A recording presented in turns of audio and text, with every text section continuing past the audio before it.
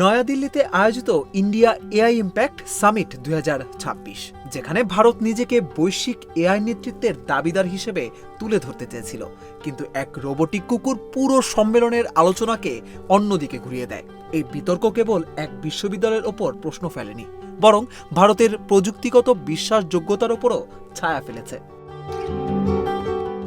ঘটনার শুরু যখন গালগোটিয়াস ইউনিভার্সিটি তাদের স্টলে ওরিয়ন নামের একটি রোবটিক কুকুর প্রদর্শন করে এবং দাবি করে এটি তাদের নিজস্ব উদ্ভাবন। আর যখন এই রোবটিক কুকুরের ভিডিওটি সোশ্যাল মিডিয়ায় ভাইরাল হয়, প্রযুক্তি বিশ্লেষক ও অনলাইন কমিউনিটি দ্রুত শনাক্ত করে ফেলে এটি আসলে চীনের ইউনিট্রি রোবোটিক্সের বাণিজ্যিক মডেল ইউনিট্রি গো2।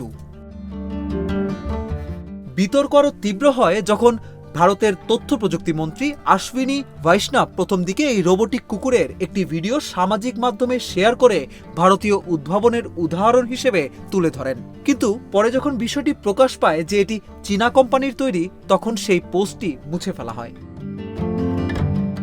আন্তর্জাতিক সংবাদ মাধ্যমগুলোর রিপোর্ট অনুযায়ী এই ঘটনা ছড়িয়ে পড়ার পর সামিটের আয়োজকরা বিশ্ববিদ্যালয়ের স্টল সরিয়ে দেয় এবং স্পষ্ট করে জানায় ভুল উপস্থাপনা কখনোই বরদাস্ত করা যাবে না।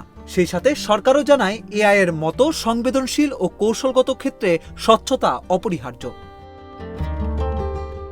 যদিও ঘটনাটি ভাইরাল হওয়ার পর বিশ্ববিদ্যালয় ক্ষমা প্রার্থনা করে এবং দাবি করে রোবটটি শিক্ষামূলক ব্যবহারের জন্য সংগ্রহ করা হয়েছিল, নিজস্ব উদ্ভাবন হিসেবে বাজারজাত করার উদ্দেশ্য ছিল না। তারপরও টেক দুনিয়ায় ব্যাপক ভাইরাল হয় এই খবর। শুধু তাই নয়, এই খবর ভারতের প্রযুক্তিগত সম্ভাবনার ভাবমূর্তিকেও ক্ষুণ্ণ করেছে বলে সমালোচনা হয় নানা সোশ্যাল মিডিয়া প্ল্যাটফর্মে।